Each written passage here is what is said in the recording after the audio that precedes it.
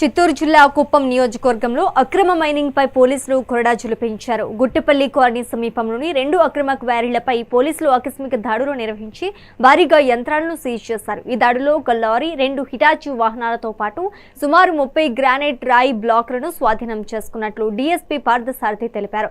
స్వాధీనం చేసుకున్న సొత్తును మైనింగ్ అధికారులకు అప్పగించామన్నారు. చట్ట విరుద్ధత పనులకు పాల్పడితే ఎంతటి వారినైనా వదిలేదే లేదని డీఎస్పీ హెచ్చరించారు.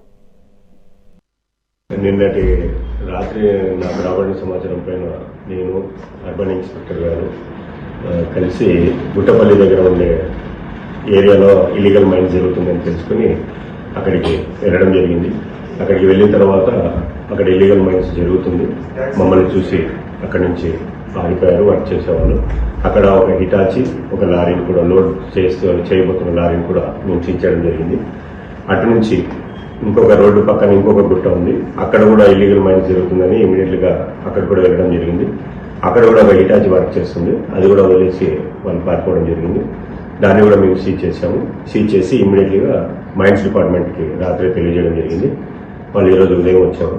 మళ్ళీ ఈరోజు ఉదయం నేను మా ఇన్స్పెక్టర్ సిబ్బంది సహా మళ్ళీ ఆడ ఇల్లీగల్ మైన్స్ జరిగే చోటకి వెళ్ళి అక్కడ అంతా కూడా మైన్స్ డిపార్ట్మెంట్ వాళ్ళకి సహకరించి తదుపరి చర్యలు చట్ట ప్రకారంగా ఏమైతే తీసుకోవాలో వాళ్ళు మైన్స్ డిపార్ట్మెంట్ వాళ్ళు తీసుకుంటారు.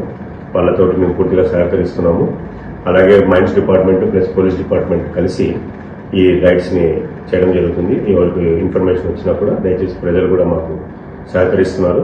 ఇదే విధంగా సహకరిస్తూ ఇల్లీగల్ మైన్స్ కానీ అలాగే పీడిఎస్ రైస్ గురించి కానీ ఇంకా ఇతరత్ర ఏవైనా సరే ఇల్లీగల్గా ఏవి జరుగుతున్నా కూడా మాకు ఇదే విధంగా మా దృష్టికి తెచ్చి మాకు సహకరించాల్సిన కోరుతున్నాము.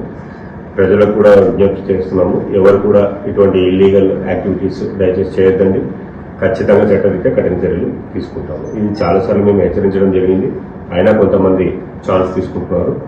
అది చేయొద్దని చెప్పి పదే చెప్తున్నాం. నిన్నటి రాత్రి నాకు